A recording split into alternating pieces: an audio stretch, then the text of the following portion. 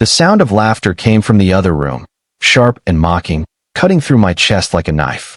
I had been waiting at home, exhausted from a day I thought I would share with her.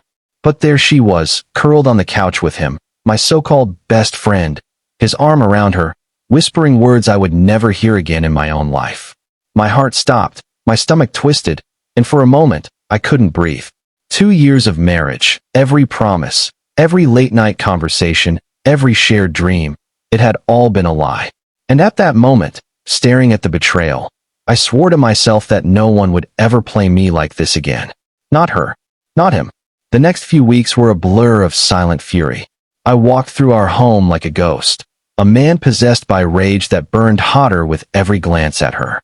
Every picture on the walls, every memory we had shared, became a weapon in my mind, a reminder of how cleverly I had been deceived. She had perfected the act, playing the perfect wife while sneaking behind my back for 2 years, believing I would never suspect a thing. But I knew now. Oh, I knew. I started small. A phone left unattended, a car heist I would stage without their knowledge, emails I intercepted. Every day, I collected proof, building a secret dossier that would eventually destroy everything they thought they had built.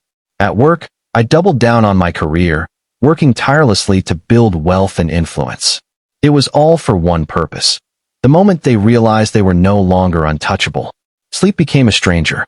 At night, I would lie awake planning, imagining scenarios where they would feel every ounce of fear and helplessness I had endured. I began to notice the little habits that had always irked me, now weaponized in my mind. Their laughter in the kitchen, the casual brush of her hand against him, everything was ammunition. Friends started to notice my absence, my cold demeanor, but I had no intention of explaining. There was no consolation in sympathy, only distraction. Every friendly gesture or attempt to comfort me was met with polite detachment, a mask I wore better than anyone. Inside, the fire of revenge consumed me, gnawing at the edges of my sanity. And yet, every small step I took to sabotage their happiness brought a cruel satisfaction that I hadn't felt in years.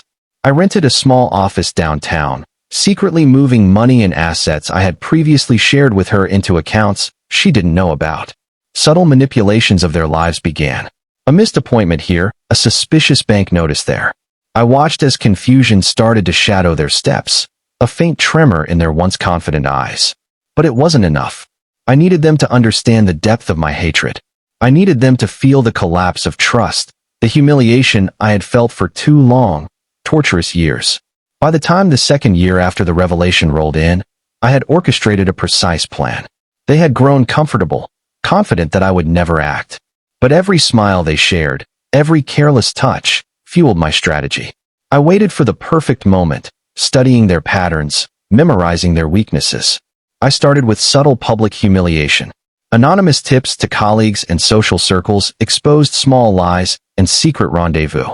Rumors spread like wildfire, and soon, whispers followed them wherever they went. She tried to maintain composure, but I could see it in her eyes. The first glimmers of fear, the dawning realization that her safe world was crumbling. I didn't stop there.